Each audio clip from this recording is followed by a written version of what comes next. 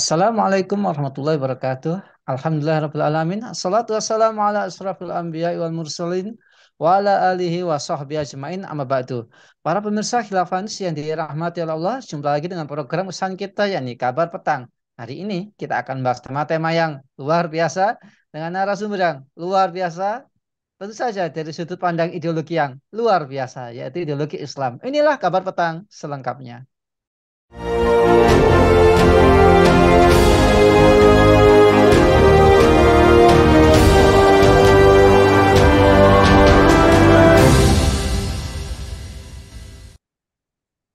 Ya, pemirsa, lagi-lagi ini persoalan nikel di Indonesia. Nah, program kebanggaan pemerintah Indonesia yakni hilirisasi pertambangan tengah menemui jalan terjal. Yang terbaru hasil dari hilirisasi nikel Indonesia yakni iron steel dijegal dalam tanda petik lewat kebijakan trade barrier di Uni Eropa.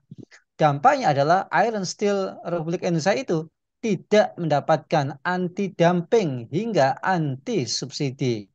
Sebagaimana diketahui sebelumnya hasil hilirisasi nikel Indonesia juga dikucilkan oleh Amerika Serikat, di mana produk turunan nikel itu tak masuk ke dalam paket kebijakan subsidi hijau melalui kredit pajak Inflation Reduction Rate atau IRA. Mengapa nikel Indonesia dijegal oleh AS dan Eropa? Apakah didominasi oleh faktor politik? Lantas, apa solusi untuk mengatasi tantangan penjajahan di sektor nikel ini? Untuk membahasnya, kami terhubung dengan analis senior 4K, yaitu Bung Lukman. Assalamualaikum, Bung Lukman. Waalaikumsalam warahmatullahi wabarakatuh. Gimana sehat, Bung? Alhamdulillah. Alhamdulillah. Nah, belum kemana ini kita ngomong-ngomong masalah nikel ini. Nikel ini kan kemarin tadi kita udah bincang-bincang terkait dengan bahan baku untuk baterai motor dan mobil listrik ya.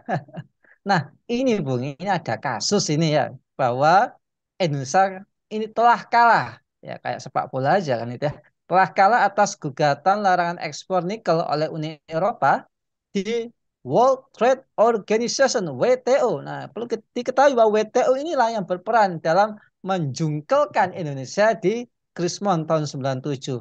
Nah, mengapa kita bisa kalah? Apa penyebab kekalahan tersebut? Nah, silakan Bung Lukman. Oh ya, baik. Terima kasih Bung Nanang atas kesempatannya. Jadi ini terkait larangan ya di ekspor produk steel dan nikel kita, khususnya di Eropa, mungkin juga termasuk di Amerika, yang tadi dikatakan ada istilahnya di dumping atau anti tadi ada ya. Nah, sebenarnya kalau kita lihat apa namanya detail dari apa yang terjadi sekarang ya untuk nikel ini terutama, jadi ini sebenarnya perang dagang ya antara Indonesia dengan apa namanya negara-negara lain, khususnya kalau kita ketahui di sini bahwa Indonesia itu termasuk negara yang punya cadangan nikel terbesar di dunia, hampir 30%. Jadi cadangan nikel itu terdapat di Indonesia khususnya ya. Nah, kemudian tadi disebutkan bahwa ada kita oleh Uni Eropa ya, kemudian World Trade Organization ya, nah, WTO, kemudian kita mengalami kekalahan. Jadi sebenarnya itu sebenarnya menurut saya ya, eh, kalau dikatakan kalah itu terus bukan kemudian kita apa namanya rugi atau enggak. Jadi sebenarnya kalau kita pahami sendiri ya, selama ini ekspor kita itu ya khususnya produk misalnya besi baja ataupun nikel ini sebenarnya hanya kecil ya. Kalau di Eropa maupun di Amerika itu hanya kecil, sekitar paling enggak sampai sekitar 1%. Ya. Nah, terus kemana ya? Sisanya yang 90% itu hampir semuanya itu dikonsumsi besar-besaran oleh negara Cina. Jadi sebenarnya kalau kemudian ini pun digugat dilarang itu sebenarnya nggak terlalu efeknya pun nggak terlalu besar bagi Indonesia ya. Karena konsumen kita terbesar adalah Cina. Sedangkan di Uni Eropa pun di mereka itu sangat kecil untuk produk misalnya apa namanya konsentrat nikel kita. Jadi itu rasanya itu enggak terlalu berdampak ya. Dan kita ketahui juga ya sebenarnya perusahaan-perusahaan nikel ya yang mengeksplorasi nikel kita, terutama di Sulawesi Tenggara, Kendari, Konawe, Morowali, kemudian di Halmahera, Maluku Utara, itu boleh dikatakan sebagian besar itu ya modalnya hampir sebagian perusahaan-perusahaan dari Cina, asing dari Cina. Memang ada beberapa perusahaan kosmetik, ya, termasuk ada Harita, di situ ada Harita Group. Ya, itu tapi ya larinya ya sama ya. Apa produknya juga sama. Ekspornya juga ke Cina. Nah, ya sebenarnya bagi Indonesia pun kalau kita lihat perusahaan tambang ini pun juga masih banyak permasalahan sendiri ya terkait apa royalti yang diberikan, kemudian eh, pajak yang di apa itu sebenarnya boleh dikatakan kontribusi mereka pun sebenarnya juga kecil. Begitu Bang. Ya, jadi apa ya? Kayaknya kalau dikatakan kalah ini nggak tepat gitu ya. Nah, nah ini kalau Ya, tadi disampaikan, iya, Mas mm-mm, Mas Penkala itu tidak terlalu apa, tidak terlalu impactnya terlalu besar. Selama ini ekspor kita juga agak besar ke sana, jadi iya, tidak terlalu berpengaruh. iya. Nah, ini Bung Lukman, eh, ngefeknya, jadi implementasi hasil gugatan WTO ini, apakah akan membuka kembali keran ekspor biji nikel ke perusahaan di Eropa. Jadi karena kita ya kalah kemudian kita nurut gitu. Layakkah kita seperti itu? Silakan Bung Lukman. Iya, ya, ya, kalau saya kalah, pasti itu tadi ya harus mengikuti putusan di tingkat tadi ya, hukum internasional. Ya, kita harus mau tidak mau ya memang harus mengikuti apa hasil putusannya atau otomatis tadi ya dibukanya keran impor nikel, ekspor nikel kita, konsentrat nikel kita, biji nikel kita ke Eropa ataupun ke Amerika. Itu sudah pasti. Tapi itu tadi saya rasa presentasenya enggak banyak, sekitar 1%. Itu kecil banget ya. Lain dengan di Cina itu yang saya katakan tadi hampir 90%, kita larinya sebenarnya konsentrat nikel kaca. Nah, kemudian ya kalau dari sisi tadi ya, dari sisi apa namanya, mau tidak mau ya memang itulah ya konsekuensinya ya. Kalau di pihak kekuatan ya pasti kita ya memang memang ya kita bukan. Tapi begini loh banyak mungkin sekarang itu boleh dikatakan tadi ya kita tuh sebenarnya pun tidak punya saham ya artinya negara ini siapa sih pemain pemain tambang nikel kita itu apakah Antam atau semacam apa ya sekarang kalau kita punya grup Min IT ya jadi itu ada grup besar dari Antam ada Aneka Tambang Antam dan juga Aneka Tambang kemudian ada Freeport, kemudian jadi itu gabungan perusahaan-perusahaan apa BUMN yang bergerak di bidang pertambangan ya. Di ada Bukit As, di situ ada Antam, Aneka Tambang, kemudian ada PT Bukit Asam, kemudian PT Freeport Indonesia dan PT Inalum. Tapi kalau kita lihat jejak apa di pertambangan nikel itu sendiri, itu tidak ada satu pemain pun dari mana itu yang bergerak ke sana. Coba cek nanti ya. Jadi kita cek aja di Morowali misalnya atau perusahaan itu tidak ada satupun perusahaan BUMN yang terus kemudian siapa yang diuntungkan pertanyaannya selama ini? Ya meskipun disuruh buka ekspor ke Eropa atau mereka itu pemainnya siapa? BUMN saja ada sama sekali yang bergerak di sana. Jadi ya ya istilahnya ya tidak ngefek gitu. Maksudnya meskipun pun kita dibuka ataupun kita kalah itu ya maksudnya tidak terlalu pengaruhnya itu tidak besar lah gitu ya dari sisi sebagai ya gembor-gembornya kan pemerintah kan seolah-olah mereka lah penguasa nikel ini. Tapi faktanya di lapangan ternyata yang berkuasa itu bukan bukan rezim sekarang. Ternyatanya BUMN saja ada yang bergerak di sana. Kan itu juga pertanyaannya dalam tanda kutip. Terus apa yang kemudian diberikan kontribusi dari nikel itu terhadap minimal APBN kita ya. Faktanya yang bergerak di sana hampir semuanya perusahaan-perusahaan asing. Iya, kalau gitu apa ya? eh, Kalau memang persentasenya kecil kan gitu ya. Ini kaitannya dengan proyek baterai listrik. Proyek baterai untuk mobil listrik maksud saya. Nah, kira-kira Ya, dengan apa ya? Kita punya nikel yang melimpah, tapi ternyata cuma 1% gitu.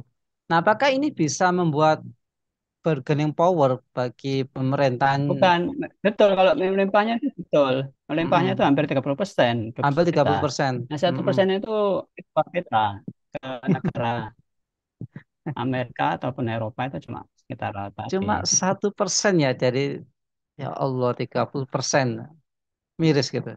Nah, apakah ya, ya keluar? Eh, jadi oh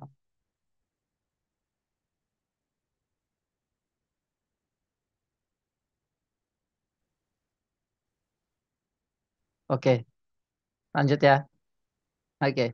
Baik, apakah dengan ya potensi nikel ini bisa membuat pemerintahan Jokowi ini punya bargaining power di dunia internasional, Bung Lukman? Ya, ya seperti kayak apa ya? Kita kan gini ya, kita itu sebenarnya secara sumber daya alam itu sangat kaya ya. Seperti saya bahkan tidak hanya nikel, ada tembaga, aluminium dan batu bara itu tempat luar biasa, emas, perak. Cuma ya jadi para pemain di lapangan itu kan semuanya kita lihat dikuasai hampir semuanya perusahaan asing. Kalaupun Min ID ya di situ ada KTM itu kan bergerak di apa di boksit misalnya itu di Bangka.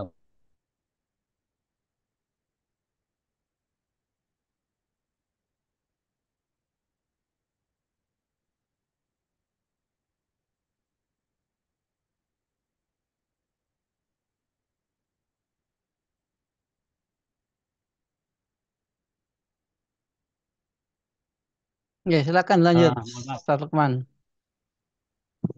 ini tidak tahu ini sinyal saya padahal sini tidak tahu. Nah, mohon maaf ya agak sedikit terganggu. Nggak apa-apa, Ustaz.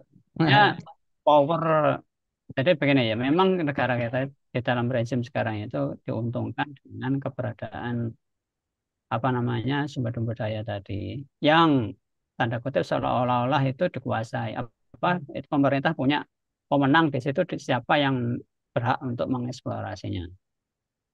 Nah, namun di satu sisi kalau kita lihat khususnya nikel ini ya, nikel ini agak menarik. Kalau kita melihat pemain-pemain di lapangan itu seperti saya sampaikan tadi itu saya lihat tidak ada satupun perusahaan BUMN yang berat. Nah, ini kan agak tanda kutip agak aneh ya. Kalau aluminium, tembaga masih ada beberapa ya perusahaan BUMN yang berat. Tapi ini kali ini saya melihat ya, mungkin data saya tidak valid, tapi saya melihat tidak ada satupun BUMN yang bergerak ke sana. Padahal secara teknologi itu pun tidak terlalu susah ya, seperti tembaga di Freeport itu kan open, sekarang mungkin sudah di dalam ya. Kalau dulu-dulu kan masih di open surface, itu lebih mudah teknologinya. Sekarang kan sudah ngebor bawah tanah itu tembaga yang di Papua itu. Nah, sama di nikel itu juga dia open surface. Dia ya kita gali aja sekitar 2 meter, 3 meter sudah dapat. Tidak sampai dalam. Jadi sebenarnya dari sisi teknologi itu benar tidak terlalu. butuh teknologi canggih untuk dalam pengolahannya. Tapi sayangnya kalau kita lihat pemain-pemainnya itu hampir semuanya itu perusahaan-perusahaan Cina. Daerahnya sekarang ya, Pak Jokowi ini kelihatan sekali bagaimana perusahaan-perusahaan Cina itu diberikan semacam keleluasaan gitu mengeksplorasi kekayaan kita ya, khususnya ini apa, nikel ini. Dan kita ketahui perusahaan-perusahaan tersebut hampir sebagian besar itu eh, royaltinya itu nol. Jadi pajaknya itu nol. Jadi tidak ada apa namanya sumbangsih gitu kalau kita cek ya. Apapun ke APBN kita, pajak tidak ada, royalti tidak ada. Kita itu hanya kalau tidak salah kebagian sewa lahan saja, bayangkan. Jadi produk yang sekian nilainya triliunan itu tak sapu pun masuk ke APBN kita. Hanya cuma sewa lahan, bayangkan. Dan itu diberikan kompensasi selama hampir 30 tahun. Ya, 30 tahun, bayangkan. Habis kekayaan kita itu. Yang tersisa mungkin hanya nanti apa namanya danau-danau cekungan-cekungan tanah dan ya limbah ya tentunya ya. Yang sekarang sudah banyak kita ketahui di berita itu viral di Maluku bagaimana sumber mata air penduduk itu tercemar dengan limbah pengolahan nikel di Halmahera dan sebagainya dan banjir juga itu sudah terjadi di mana-mana akibat apa namanya penambangan tersebut. Dan kita tidak dapat satu apapun coba. Benar-benar kalau dalam bahasa Jawa itu kan ngenes gitu ya. Kemudian pemerintah sekarang mau seolah-olah membangga-banggakan gitu ya. Intinya kita itu punya deposit sekian, kita itu akan menjadi apa namanya raja itu atau tadi ya penguasa eh, baterai terbesar di seluruh dunia. Faktanya dari mana sumber dayanya? Oh, itu semua perusahaan-perusahaan asing yang menguasai. Ya, baterai aja kerjasama dengan LG Chemical dan Hyundai. Nah, itu pun tidak ada satupun perusahaan lokal yang bergerak di sana. Nah, ini yang kemudian saya agak ya istilahnya itu ya kayak apa ya, cuma sekedar gembar-gembor kayak macam ompong gitu ya sebenarnya rezim sekarang. Artinya yang seolah-olah itu luar biasa. Saya punya ini punya itu. Padahal yang faktanya di lapangan yang punya itu bukan mereka. Demikian, Pak Nana. Iya, terakhir Bung Lukman. Nah, ini kembali lagi nikel, kandungan nikel yang besar ini mengarah ke industri mobil listrik sebagai baterainya ya. Nah, ini ternyata tidak bebas dari ancaman lingkungan dan tekanan asing. Nah, ini kan ribet ini kayaknya. Kita punya kekayaan alam tapi banyak sekali tantangan gitu. Nah, kira-kira apa sih kebijakan yang harus diambil pemerintah Indonesia, Bu Lukman? Ya, ya kita tahu rezim sekarang itu kan itu tadi ya di bawah kekuasaannya eh, ya penguasanya adalah sebenarnya ya para pemilik modal asing, para kapitalis. Artinya ya setiap kebijakan mau tidak mau kan pasti mengikuti apa yang diinginkan perusahaan kapitalis tersebut gitu ya. Kalau kemudian intinya saham pemerintah itu kecil lah gitu lah ya. Maksud saya ya, kecil. Maksudnya enggak kontribusi pemerintah sekarang itu hampir hampir katakan tidak signifikan gitu di era apa sekarang. Itu khususnya di bidang ini pengembangan maupun industri mobil listrik. Ya pasti ya untuk ancaman ya, kalau pemerintah ingin menjadi raja tadi ya penguasa baterai tanda kutip ini hanya sebenarnya saya mengenai nepeng saja sebenarnya mengklaim gitu bahwa itu kesuksesan penguasa padahal sebenarnya yang memproduksi itu semua adalah perusahaan asing yang kemudian tidak bebas dari ancaman lingkungan ya itu pasti ya karena sekarang seperti misalnya tadi ya terkait dengan apa namanya, nikel itu yang kena istilahnya embargo dari Amerika, itu salah satunya juga terkait concern terkait lingkungan ini.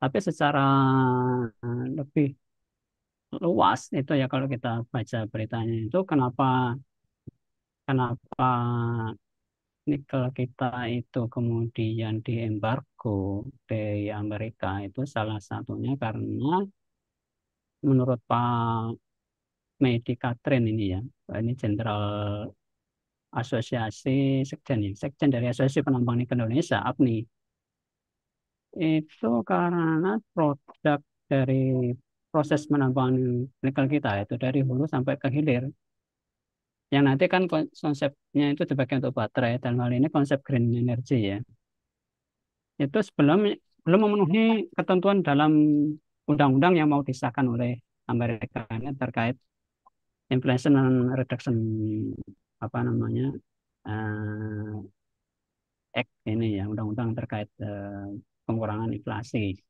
yaitu konsep tentang Environmental, Social, and Government (ESG). Jadi proses penambangan kita, proses pengembangan kita itu mulai dari hilir sampai dari hulu ya, dari hilir itu masih belum memenuhi konsep Environmental, Social, Government yang ditetapkan oleh Amerika. Ya, sehingga kena tadi ya, kena ban gitu istilahnya. Nikel kita itu tadi mendapat, jadi intinya produk-produk baterai ataupun mobil listrik yang dia diduga atau mengandung unsur nikel dari Indonesia, maka produk-produk tersebut itu dilarang masuk ke Amerika. Gampangnya seperti itu. Jadi embargonya seperti itu. Jadi nanti misalnya kalau ada Tesla atau mungkin perusahaan mobil dari BYD dari Cina atau dari mana yang ketahuan bahwa komponen baterainya yaitu mengandung nikel dari Indonesia, maka itu tidak akan bisa masuk ke pasar Amerika ya, karena undang-undang tadi. Nah, ini yang kemudian sempat selama itu Pak Luhut ya mau Bapak bergening itu istilahnya ya, mau ke pihak Amerika untuk menyelesaikan masalah tersebut. Nah, jadi sebenarnya itu problem kita ya, penambangan itu dari dulu sampai dari itu belum memenuhi konsep green energy yang terkait good mining practice ya, kemudian konsep life cycle assessment dan lain sebagainya. Intinya dari hulu sampai hilir itu belum memenuhi undang-undang IRA tadi ya, nah, Inflation Rate Act tadi. Nah, ini yang mestinya ya, dan kita sendiri tahu ya, faktanya memang demikian. Apa yang terjadi sekarang itu kita lihat tadi ya, saya cerita bagaimana banjir, kemudian pencemaran